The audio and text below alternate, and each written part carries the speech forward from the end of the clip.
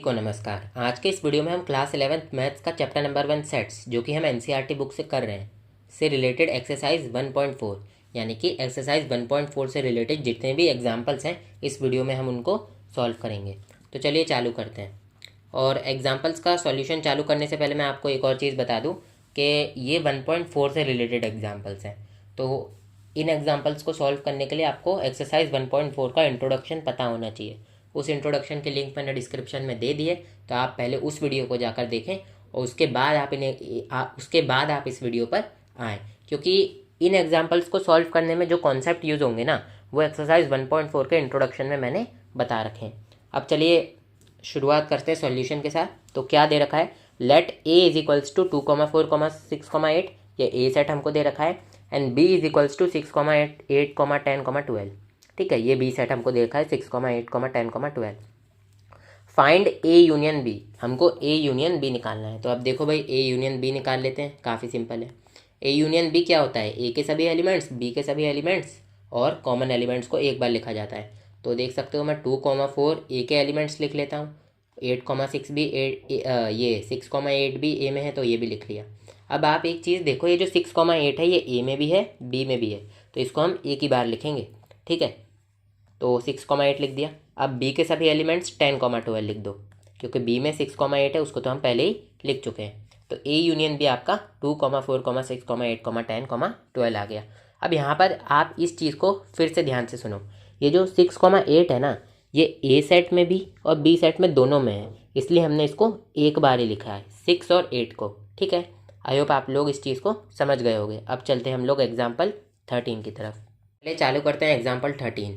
और हमको एग्जाम्पल 13 में क्या कह रहा है, let A set is equals to A E I O U and B set is equals to A I U, show that A union B is equals to A. हमको A union B को ए के equal लाना है, तो इसका solution देख लेते हैं। अब देखिए यहाँ पर सबसे पहले आपको ए सेट दिया गया है ए ई आई ओ यू। ठीक है, ये ए सेट दे रखा है, और आपको बी सेट दिया गया है A I you, A I you. अब देखिए सबसे पहले हमको क्या बोला गया, हमको ए यूनियन बी को ए के इक्वल शो करना है। तो ए तो ये रहा, हमारे पास ए तो ये रहा। अब अगर हम ए यूनियन बी निकाल लें और वो ए के इक्वल आ जाए तो वो अपने आप ही तो शो हो जाएगा ए के इक्वल। तो देखो ए यूनियन बी निकालो, ए यूनियन बी क्या आ जाएगा, ए के सभी एलिमेंट्स, बी के सभी एलिमेंट्स और कॉमन एलिमेंट्स को एक बार लिखेंगे। तो ए के सभी एलिमेंट्स लिख लो भाई, सबसे पहले तो ए ई आई ओ यू, ए के सभी एलिमेंट्स लिख लो। अब आप देखो बी में एलिमेंट्स है ए आई यू, और ये एलिमेंट्स ए के अंदर ऑलरेडी प्रेजेंट है, तो हम इनको दो बार नहीं लिखेंगे, हम पहले ही लिख चुके हैं। ठीक है, आप लोग इस बात को समझो कि बी में जो भी एलिमेंट्स है ना वो पहले से ही ए में प्रेजेंट है, तो हमने उनको लिख दिया है, और ए के सभी एलिमेंट्स तो लिख ही दिए हैं, तो ये सेट हो जाएगा हमारा कंप्लीट। और ध्यान से देखोगे तो ये सेट किसके इक्वल आ रहा है, ये सेट आपका ए के इक्वल आ रहा है। ठीक है, अब आप एक और चीज़ समझो कि ये जो हमको क्वेश्चन दिया गया था ना, हमको ए यूनियन बी को ए के इक्वल लाना था। तो आप एक चीज़ अपने दिमाग में रखना, बहुत बता रहा हूँ, अगर बी सबसेट है ए का, बी सबसेट है ए का, तो ए यूनियन बी हमेशा ए के इक्वल होगा। ठीक है, इस चीज़ को याद रखना। इसको मैं समझा भी देता हूँ आप लोगों को ऐसा क्यों होता है। देखो बी सबसेट है ए का, यानी कि बी के सभी एलिमेंट्स ए में प्रेजेंट है, और ए यूनियन बी हमारा हमेशा ए आएगा। तो इसके पीछे का कारण ये है, अगर बी के सभी एलिमेंट्स ए के अंदर प्रेजेंट हैं तो ए यूनियन बी में अगर हम ए के सभी एलिमेंट्स लिख दें तो उनमें बी के एलिमेंट्स भी आ जाएंगे, क्योंकि बी के सभी एलिमेंट्स ए में प्रेजेंट है ना। इस चीज़ को और ध्यान से समझो, बी के सभी एलिमेंट्स ए में प्रेजेंट है। ठीक है, और अगर हम ए यूनियन बी निकालें और उसमें ए के सभी एलिमेंट्स लिख दें तो ए के सभी एलिमेंट्स के अंदर बी के एलिमेंट्स भी आ जाएंगे और बी के सारे एलिमेंट आ जाएंगे, तो बी का तो कोई एक्स्ट्रा एलिमेंट हमको लिखना ही नहीं पड़ेगा, और फिर सेट को बंद कर देंगे और ये इसको कंपेयर करेंगे तो ये ए के इक्वल आ गया। तो इस तरीके से हमने शो कर दिया है। आपका सॉल्यूशन कहाँ तक रखना चाहिए वो भी मैं आपको बता देता हूँ। इसको मैं रब करता हूँ, और आपको एक लाइन और लिख देना आपकी इच्छा हो तो, as B subset of A, B subset of A, बस इतना लिख दीजिए। अब चलिए करते हैं एग्जाम्पल नंबर 14। देखते हैं एग्जाम्पल नंबर 14। एग्जाम्पल 14 में क्या बोला गया है, let X is equals to Ram Geeta Akbar. ये हमको एक सेट दिया गया है जिसमें राम, गीता और अकबर है। B the set of students of class 11th, जो कि क्लास 11th में है, who are in a school hockey team. अब देखिए ये जो जितने भी लोग एक्स सेट के अंदर है ना, जितने भी बच्चे, ये स्कूल की हॉकी टीम के अंदर है। Let Y is equals to Geeta David Ashok, और वाई को आप गीता डेविड अशोक मान लो, B the set of students from class 11th who are in school football team. और ये लोग भी क्लास 11th के ही हैं, लेकिन ये स्कूल की फुटबॉल टीम में है। Find X union Y and interpret the set. हमको एक्स यूनियन वाई निकालना है, और इंटरप्रेट द सेट का क्या मतलब है, जैसे कि हमको बताना है कि वो सेट किस चीज़ को रिप्रेजेंट कर रहा है। जैसे कि जो एक्स सेट था राम गीता अकबर का, ये किस चीज़ को रिप्रेजेंट कर रहा था, ऐसे स्टूडेंट्स को जो कि स्कूल की हॉकी टीम में क्लास 11th के। ठीक है, इसी तरीके से एक्स यूनियन वाई हम निकालेंगे तो हमको वो बताना पड़ेगा कि वो किसको रिप्रेजेंट कर रहा है। तो इसका सॉल्यूशन देखते हैं। तो एक्स यूनियन वाई निकालो भाई, काफ़ी आसान है। देखिए एक्स में है राम गीता अकबर और वाई में है गीता डेविड अशोक। मैं यहाँ देख सकता हूँ कि गीता दोनों में कॉमन है। ठीक है, तो यहाँ पर मैंने लिख दिया गीता। कॉमन एलिमेंट्स को सबसे पहले लिख दिया करो, काम खत्म फिर। और कॉमन एलिमेंट्स को सबसे पहले लिख दिया, उसके बाद दोनों सेट्स के एलिमेंट्स को टीप दो। ठीक है, टीप दो, लेकिन कॉमन एलिमेंट को मत टीपना। तो बस राम और अकबर लिख दिया, राम और अकबर, राम अकबर और डेविड और अशोक। ये मैं नीचे लिख रहा हूँ गाइस, ठीक है, यहाँ पर जगह नहीं है, नहीं तो वो वीडियो में आएगा नहीं। तो मैंने यहाँ पर लिखा है डेविड और अशोक, आप लोग अच्छे से जगह करके लिखना। अब ये क्या इंटरप्रेट कर रहा है, यानी कि ये किस चीज़ को रिप्रेजेंट कर रहा है। तो ये क्या रिप्रेजेंट कर रहा है, देखो ध्यान से गाइस। एक्स वो सेट था जो हॉकी टीम में बच्चे हैं, वाई वो सेट था जो फुटबॉल टीम में बच्चे हैं क्लास 11th के, और एक्स यूनियन वाई ऐसा सेट होगा जो बच्चे फुटबॉल टीम में भी हैं और हॉकी टीम में भी है। यही तो यूनियन का मतलब होता है। याद करो, जब मैंने इंट्रोडक्शन में आपको यूनियन की डेफिनेशन पढ़ाई थी, तो उसमें मैंने आपको ये भी बताया था कि यूनियन को सेट बिल्डर फॉर्म में कैसे रिप्रेजेंट करते हैं। तो वो कैसे रिप्रेजेंट करते हैं, A union B is equals to X such that X belongs to A और एक्स बिलोंग्स टू बी। ये देखो मैं रफ में आपको करके बता देता हूँ। ए यूनियन बी को अगर मान लो सेट बिल्डर फॉर्म में रिप्रेजेंट करना है, तो कैसे, X such that X belongs to A और एक्स बिलोंग्स टू बी। यही होता है सेट बिल्डर फॉर्म में। ठीक है, इसका मतलब क्या होता है, इसका मतलब या तो एक्स ए में होगा या तो एक्स बी में होगा। इसी तरीके से एक्स यूनियन वाई का क्या मतलब है, या तो गीता राम अकबर डेविड अशोक एक्स में होंगे, या तो गीता राम अकबर डेविड अशोक वाई में होंगे। ये भी हो सकता है इनमें से कोई एक्स में हो कोई वाई में हो। ठीक है, ये भी हो सकता है। तो आई होप आप लोग समझ रहे होंगे, और अब आप इस चीज़ को इंटरप्रेट कर पाएंगे। अब आप बता पाएंगे कि ये किस चीज़ को रिप्रेजेंट कर रहा है। तो चलिए मैं भी इस चीज़ को लिख देता हूँ। तो ये क्या कर रहा है, this is the set, this is the set, ये कौन सा सेट है, of students, this is the set of students of class 11th, of class 11th। ठीक है, ये क्लास 11th के बच्चों का सेट है, who are in hockey team, who are in hockey team और फुटबॉल टीम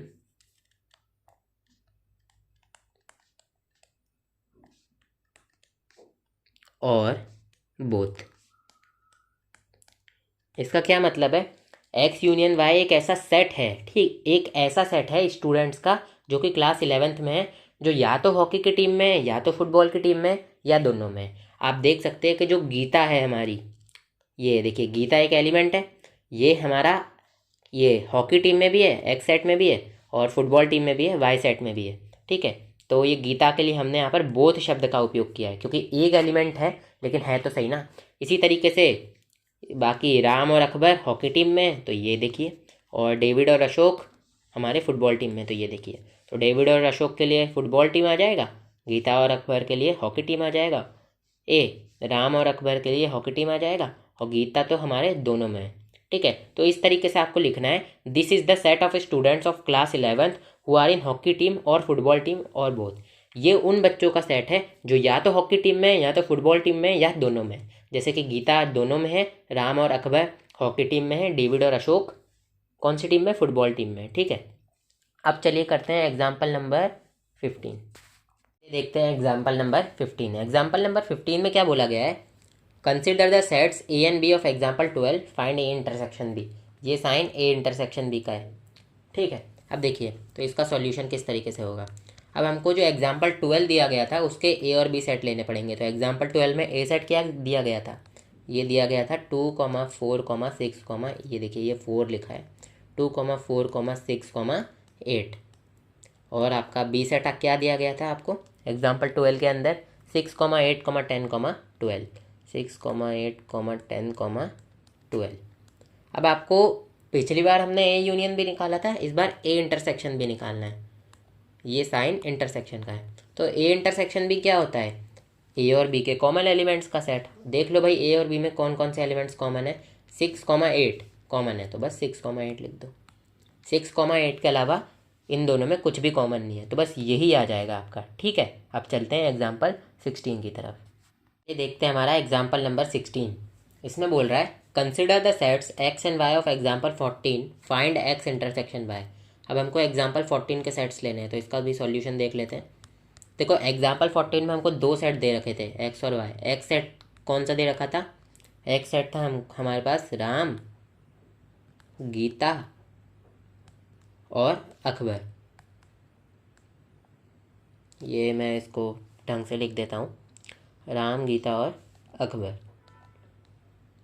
ठीक है, और हमारे पास वाई सेट कौन सा था, ये था हमारे पास गीता, डेविड और अशोक। ये हमारे पास वाई सेट था। अब हमको क्वेश्चन में क्या कह रहा है निकालने का, हमको कहा है कि एक्स इंटरसेक्शन वाई निकालो, एक्स इंटरसेक्शन वाई। तो एक्स इंटरसेक्शन वाई क्या होता है, एक्स और वाई के कॉमन एलिमेंट्स का सेट। तो देखो इनमें कौन कौन सा एलिमेंट कॉमन है, देखो गीता इन दोनों सेट्स में कॉमन है, तो बस इसमें गीता ही आ जाएगी, यहाँ पर देखो गीता। ठीक है, अब चलिए चलते हैं हम लोग हमारे एग्जाम्पल नंबर 17 की तरफ। तो एग्जाम्पल 17 है let A set is equals to, ये ए सेट हमको दे रखा है, and B set is equals to, ये बी सेट हमको दे रखा है। Find A intersection B and hence show that A intersection B is equals to B. हमको ए इंटरसेक्शन बी निकालने के बाद ये सिद्ध करना है, प्रूफ करना है, दिखाना है कि ए इंटरसेक्शन बी बी के इक्वल है। तो इसका सॉल्यूशन देखिए किस तरीके से होगा। ए सेट ये है और बी सेट ये है। ठीक है, अब देखिए ए इंटरसेक्शन बी निकालिए। हम ये देखते हैं कि बी के सभी एलिमेंट्स ए के अंदर प्रेजेंट है। देखो ध्यान से 1, 2, 3, 4, 5, 6, 7, 8, 9, 10 में 2, 3, 5, 7 है। ये 2, ये 3, ये 5, ये 7, ये इसमें प्रेजेंट है। और ए और बी में केवल यही कॉमन एलिमेंट है, तो ये आ जाएगा आपका 2, 3, 5, 7। और आप ध्यान से देखेंगे तो ये जो सेट है ये आपका बी सेट के इक्वल है, क्योंकि बी सेट भी आपका सिमिलरली ये ही है। तो हमने शो तो कर दिया कि intersection B equals to B है, लेकिन क्वेश्चन यहाँ ख़त्म नहीं हुआ, क्योंकि मैं आपको कुछ समझा भी देता हूँ। तो इसका एक बार हम रीज़न लिख देते हैं, एज बी सबसेट ऑफ ए, यानी कि बी के सभी एलिमेंट्स ए में प्रेजेंट है। अब देखिए गाइज, मैं आपको ना एक बात बता रहा हूँ, उसको हमेशा याद रखना। अगर आपको ए इंटरसेक्शन बी निकालना हो और आपको बी सबसेट गिवन हो ए का, तो हमेशा ए इंटरसेक्शन बी बी के इक्वल आता है। इस चीज़ को आप याद रखना। अब ये क्यों आता है ये भी मैं आप लोगों को समझा देता हूँ। देखो गाइस, ए इंटरसेक्शन बी में वो सभी एलिमेंट्स आते हैं जो ए और बी में कॉमन है। ठीक है, तो यह आपकी पहली कंडीशन है। ये दूसरी कंडीशन क्या है आपकी, कि बी सबसेट होना चाहिए ए का, यानी कि बी के सभी एलिमेंट्स ए के अंदर प्रेजेंट होने चाहिए। अब आप खुद थोड़ा दिमाग लगाओ, अगर बी के सभी एलिमेंट्स ए के अंदर प्रेजेंट है और हम ए और बी के कॉमन एलिमेंट्स देख रहे हैं, तो वो बी के ही तो इक्वल आएगा। ध्यान से सुनो, ए और बी के कॉमन एलिमेंट्स हमको निकालने हैं और बी के सभी एलिमेंट्स ए के अंदर प्रेजेंट है। यहाँ पर ध्यान से देखो, बी के सभी एलिमेंट्स ए के अंदर प्रेजेंट है और ए और बी के कॉमन एलिमेंट्स, तो वो बी तो होगा, क्योंकि बी के सभी एलिमेंट्स ही ए और बी के कॉमन एलिमेंट्स होंगे, क्योंकि बी के सभी एलिमेंट्स ए के अंदर प्रेजेंट है। जैसे कि मान लो अगर मैं एक सेट लूँ ए इज इक्वल्स टू 1, 2, 3, 4 और एक सेट लूँ बी इज इक्वल्स टू 2, 3 और मैं अब आपसे पूछूं ए इंटरसेक्शन बी बताओ, तो यहाँ पर आप देख सकते हो कि बी सबसेट है ए का, बी के सभी एलिमेंट्स ए के अंदर प्रेजेंट हैं, तो ए इंटरसेक्शन भी बी के इक्वल आ जाएगा। और आप देख सकते हो 1, 2, 3, 4 ए इंटरसेक्शन बी में कौन से सेट्स आ जाएंगे, 2, 3 आ जाएगा, क्योंकि यही एलिमेंट्स ए और बी में कॉमन है। ध्यान से देखो, यही एलिमेंट्स कॉमन है और ये 2, 3 सेट बी सेट के इक्वल है। तो आप लोग समझ रहे हो ना, यदि हमको ए और बी के कॉमन एलिमेंट्स फाइंड आउट करने हैं और बी के सभी एलिमेंट्स ए के अंदर है तो ए इंटरसेक्शन भी बी ही हो जाता है। क्यों? क्योंकि हमको ए इंटरसेक्शन बी फाइंड करना है, यानी कि ए और बी के कॉमन एलिमेंट्स। अब बी के सभी एलिमेंट्स ए में है तो ए और बी में क्या कॉमन हो जाएगा? बी तो कॉमन हो जाएगा, है ना, क्योंकि बी के सभी एलिमेंट्स ए में है ना। तो इस चीज़ को आप लोग समझो। अब चलिए चलते हैं हम लोग एग्जाम्पल 18 की तरफ। चलिए गाइस देखते हैं एग्जाम्पल 18 क्या है। एग्जाम्पल 18 दे रखा है let A set is equals to A set दे रखा है and B set is equals to B set दे रखा है। Find A minus B and B minus A. हमको ए माइनस बी और बी माइनस ए निकालना है। तो इसका सॉल्यूशन देख लीजिए किस तरीके से होगा। तो इसके लिए सबसे पहले हम ए सेट को भी लिख ही लेते हैं, क्योंकि लिखने से चीज़ें आसान हो जाती हैं। तो ये हमने ए सेट लिख लिया और बी सेट को भी हम लिख लेते हैं। तो ये हमने बी सेट लिख लिया। अब ए माइनस बी निकालना है हमको। ए माइनस बी का मतलब होता है ऐसे एलिमेंट्स जो ए में तो हैं लेकिन बी में नहीं है। मेरी बात को ध्यान से सुनना। ए माइनस बी का ये मतलब है ऐसे एलिमेंट्स जो ए में तो हैं लेकिन बी में नहीं है, और उनका सेट वो होता है ए माइनस बी। तो देखो ऐसे कौन से एलिमेंट्स हैं जो ए में तो है लेकिन बी में नहीं है। तो देखो मेरे को एक एलिमेंट दिख रहा है 1 जो कि ए में है बी में नहीं है। एक एलिमेंट दिख रहा है 3 जो कि ए में है बी में नहीं है। और एक एलिमेंट दिख रहा है 5 जो कि ए में है बी में नहीं है। बाकी 2, 4, 6 बी में प्रेजेंट है। तो इनको नहीं लिखेंगे, 1, 3, 5 लिखेंगे, क्योंकि यही ऐसे एलिमेंट है जो ए में तो है लेकिन बी में नहीं है। हाँ, अब देखो आप सोचोगे ये 8 का क्या? 8 का कुछ नहीं, 8 को ऐसे के ऐसा ही रहने दो। 8 से हमें मतलब नहीं है, ठीक है। हम ए माइनस बी कर रहे हैं तो बस हमको इतना देखना है ऐसे एलिमेंट्स जो ए में तो हैं लेकिन बी में नहीं है, बस। बाकी बी के अगर कोई एक्स्ट्रा एलिमेंट है तो उससे हमको मतलब नहीं है। अब बी माइनस ए क्या होगा? ये ए माइनस बी आप समझ गए, अब बी माइनस ए समझो। ए माइनस बी का ये मतलब था ऐसे एलिमेंट्स जो ए में तो हैं लेकिन बी में नहीं है। अब बी माइनस ए का मतलब है ऐसे एलिमेंट्स जो बी में तो हैं लेकिन ए में नहीं है। उल्टा हो गया क्योंकि बी को पहले लिख दिया। अब देखो ऐसे कौन से एलिमेंट्स हैं जो बी में तो हैं लेकिन ए में नहीं है। मैं एक एलिमेंट देख रहा हूँ 2 जो कि ए में है, तो 2 को हम नहीं लिखेंगे। 4 ये भी ए में है, 6 ये भी ए में है। एक एलिमेंट है 8 ये ए में नहीं है, तो बस इसको ही लिख दो और ये हो गया आपका बी माइनस ए। तो आई होप आप लोग समझ पा रहे होंगे कि मैं आप लोगों को क्या कहना चाह रहा हूँ। बी माइनस ए का मतलब है ऐसे एलिमेंट्स जो बी में तो हैं लेकिन ए में नहीं है, और ऐसा केवल एक ही एलिमेंट है 8 जो कि बी में तो है लेकिन ए में नहीं है।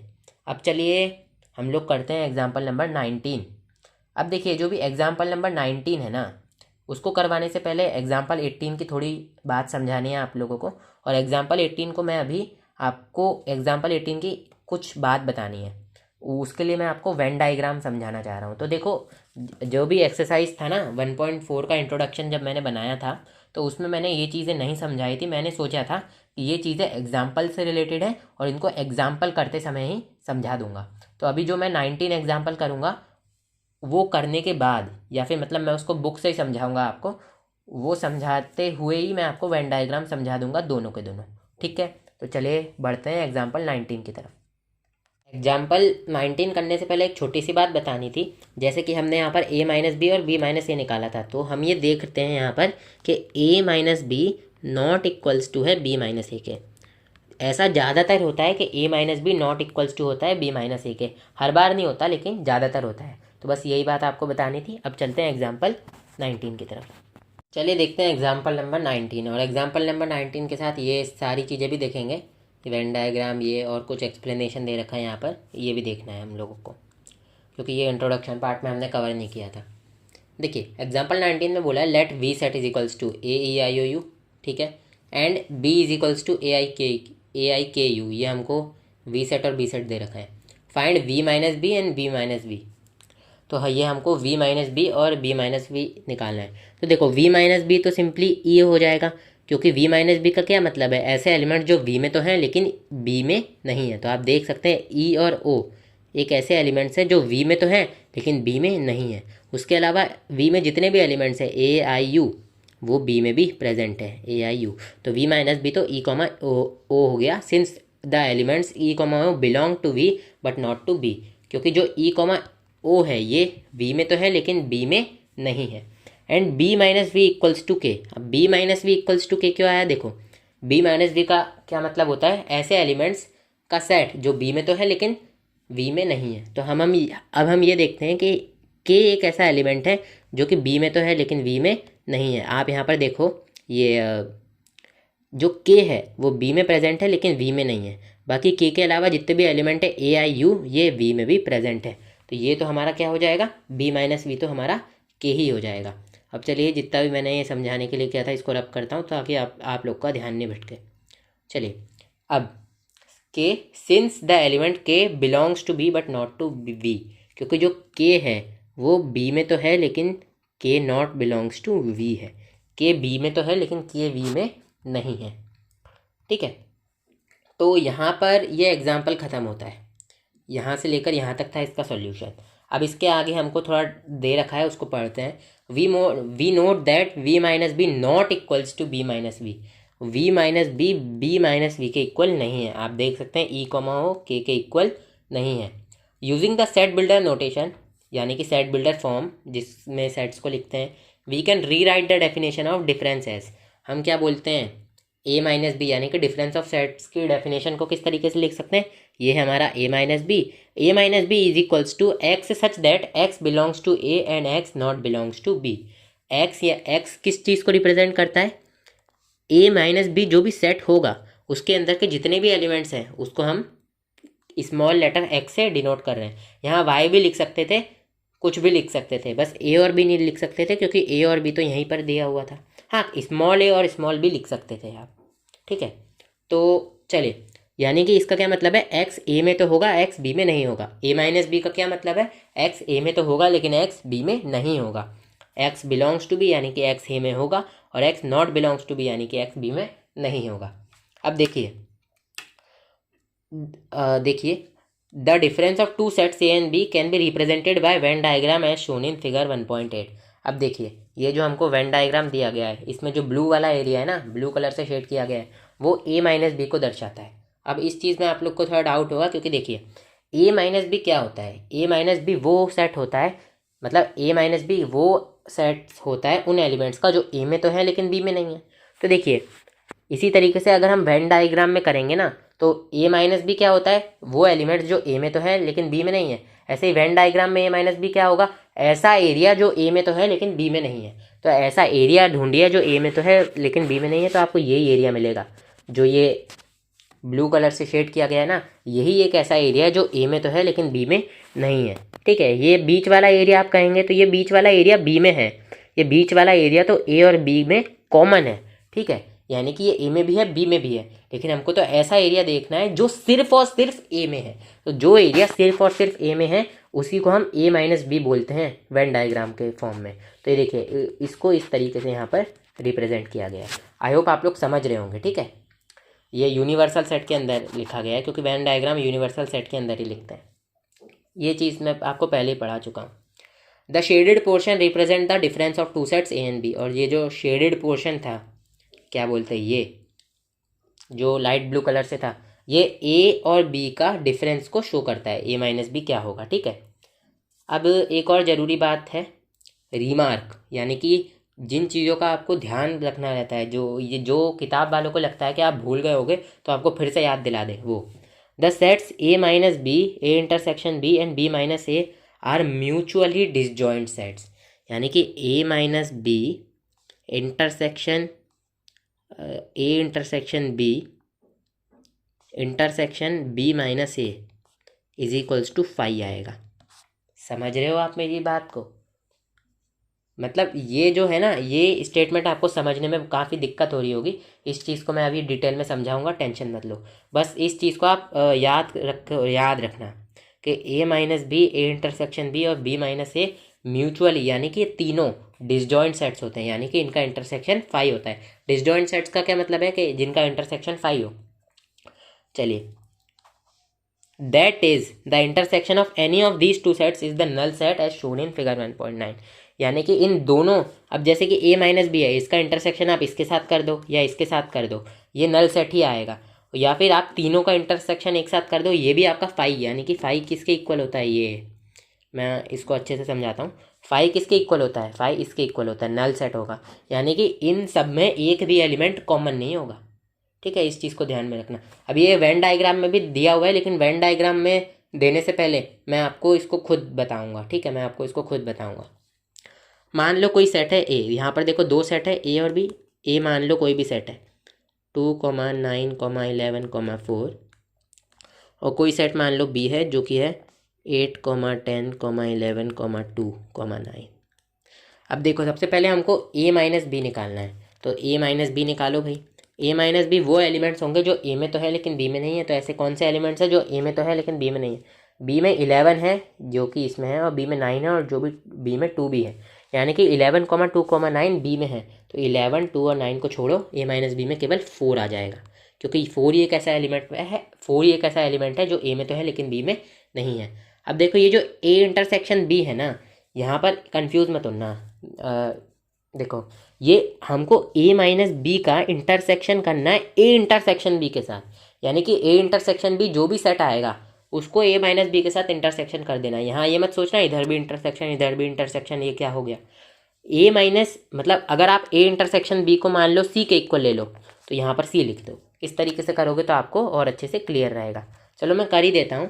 मैं अब क्या करता हूँ, ए इंटरसेक्शन बी को सी के इक्वल ले लेता हूँ ताकि आप लोग को डाउट नहीं हो। तो ये देखिए किस तरीके से होगा, ए माइनस बी, ये ऊपर वाली लाइन को मैं फिर से लिख रहा हूँ, ए माइनस बी इंटरसेक्शन, इसकी जगह सी रख दो, इंटरसेक्शन बी माइनस ए हमेशा फाई के इक्वल होगा, और फाई किसके इक्वल होगा? इसके इक्वल होगा। ठीक है, अब मेरे को क्या निकालना है, ध्यान से देखना। अब मैं निकालूंगा ए इंटरसेक्शन बी। अब देखिए ए इंटरसेक्शन बी क्या होगा, ए और बी के कॉमन एलिमेंट्स को ए इंटरसेक्शन बी बोला जाता है। अब देखिए ए और बी में कौन से एलिमेंट्स कॉमन है? ए में एक एलिमेंट है 2,9,11, और बी में भी यही एलिमेंट है 2,9,11, यानी कि ए इंटरसेक्शन बी हो जाएगा 2,9,11। अब देखिएगा ध्यान से मैं क्या करूँगा, अब मैं बी माइनस ए निकालूंगा।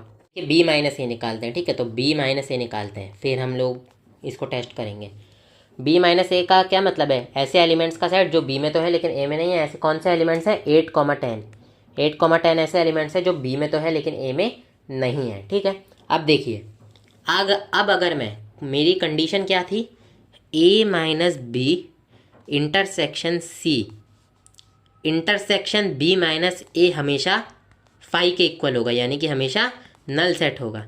अब देखिए ये जो सी है इसकी जगह मैं ये ए इंटरसेक्शन बी पुट कर सकता हूँ, क्योंकि ए इंटरसेक्शन बी को ही मैंने सी के इक्वल माना था। तो ये हो जाएगा A minus B intersection A intersection B intersection B minus A is equals to phi आएगा।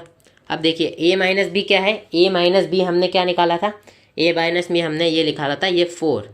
अब इसका इंटरसेक्शन करना है ए इंटरसेक्शन बी के साथ। ए इंटरसेक्शन बी हमने क्या निकाला था, ध्यान से देखो कहाँ गया, ये ए इंटरसेक्शन भी था 2,9,11, तो यहाँ पर लिख दो 2,9,11।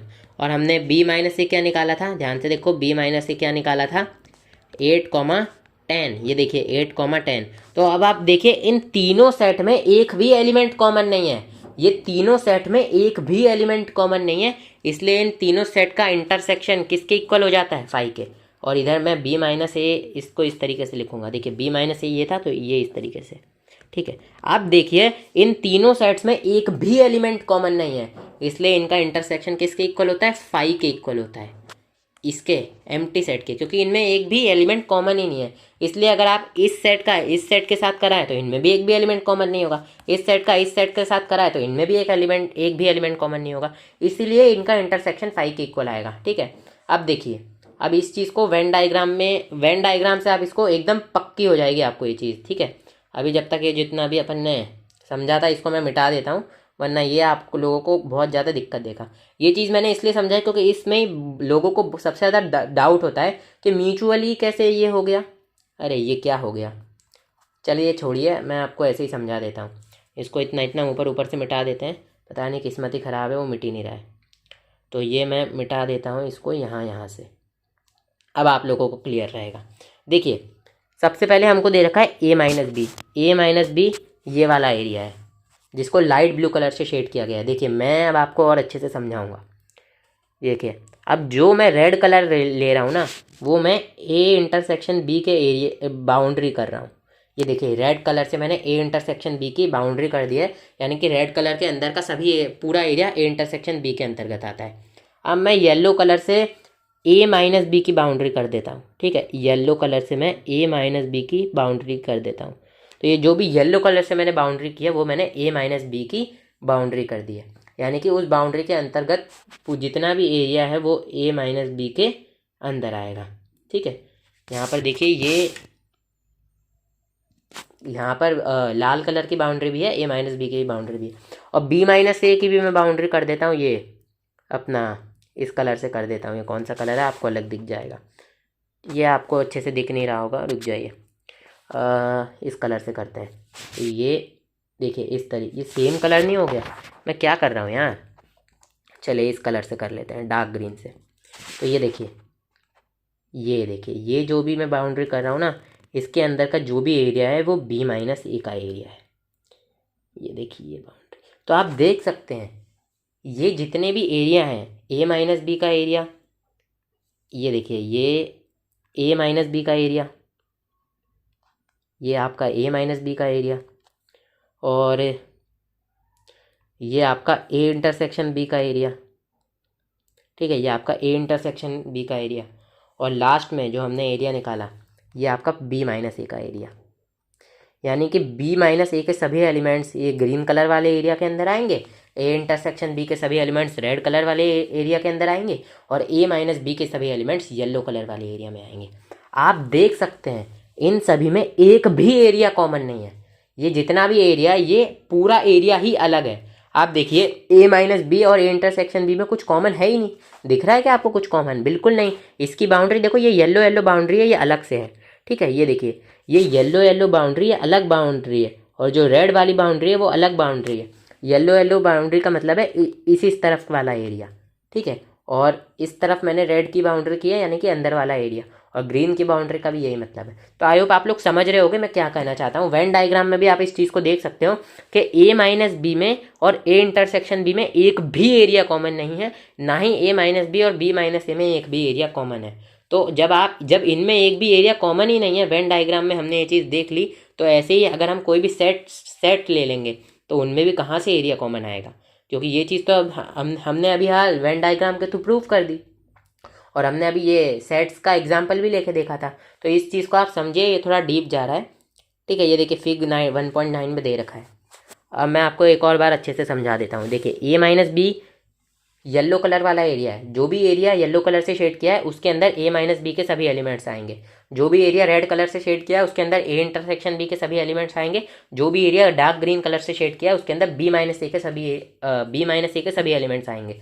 आप ये देख सकते हो कि इनमें कुछ भी कॉमन नहीं है, इनमें एक भी एरिया कॉमन नहीं है। और वेन डायग्राम में अगर इनमें एक भी एरिया कॉमन नहीं है, तो अगर हम कोई भी सेट अपने मन से एज्यूम करेंगे तो उनमें एक भी एलिमेंट कॉमन नहीं होगा। इसलिए ये क्या है, म्यूचुअली डिसजॉइंट सेट्स हैं। यानी कि ये तीनों म्यूचुअली का मतलब होता है सारे एक साथ, मतलब जैसे कि ये तीनों है ना, तो इन तीनों के लिए म्यूचुअली का शब्द उपयोग किया गया है। The sets a minus B, a intersection b and b minus A are mutually disjoint sets. यानी कि इन तीनों का आप इंटरसेक्शन करोगे तो वो फाई के इक्वल होगा। a minus B intersection a intersection b intersection b minus A, ये किसके इक्वल होगा? फाई के इक्वल होगा, फाई के इक्वल होगा, क्योंकि इन तीनों में कुछ कॉमन ही नहीं है। और इन तीनों को एक साथ बताने के लिए कि a minus B and a intersection b are disjoint set, a intersection b and b minus A are disjoint set, a minus B and b minus A are disjoint sets, ये सही बात है, लेकिन इसको कितना ज़्यादा लिखना पड़ता था, इसलिए इन्होंने सिंपल लिख दिया the sets a minus B intersection b and b minus A are mutually disjoint sets. जो अभी मैंने इतना लंबा चौड़ा बोला ना, उसको इन्होंने इतनी सी लाइन में लिख दिया। किसकी हेल्प से? केवल एक वर्ड म्यूचुअली की हेल्प से। ठीक है, इसलिए ये म्यूचुअली शब्द यहाँ उपयोग किया गया है। तो आई होप आप लोग समझ गए होंगे इस कॉन्सेप्ट को। ये वेन डायग्राम का कॉन्सेप्ट था, इंपॉर्टेंट था, इसलिए मैंने आपको बता दिया। अब हम लोग अगले वीडियो में एक्सरसाइज 1.4 को पूरी तरीके से सॉल्व करेंगे। उसके बाद 1.5 का इंट्रोडक्शन लाएंगे, फिर 1.5 का इंट्रोडक्शन लाने के बाद 1.5 से रिलेटेड जितने भी एग्जाम्पल्स हैं उनको सॉल्व करेंगे। ऐसे ऐसे हम पूरा चैप्टर खत्म कर देंगे। ठीक है गाइस, आज के इस वीडियो में इतना ही। मिलते हैं अगली वीडियो में। अगर आपको वीडियो अच्छी लगी हो तो वीडियो को लाइक ज़रूर कर दीजिएगा, और अपने जितने भी दोस्त हैं क्लास 11th में जिन्होंने मैथ्स लिया हो उनके साथ इस वीडियो को शेयर भी कर दीजिएगा। ठीक है गाइस, आप सभी लोगों का धन्यवाद। आप वीडियो के अंत तक बने रहें।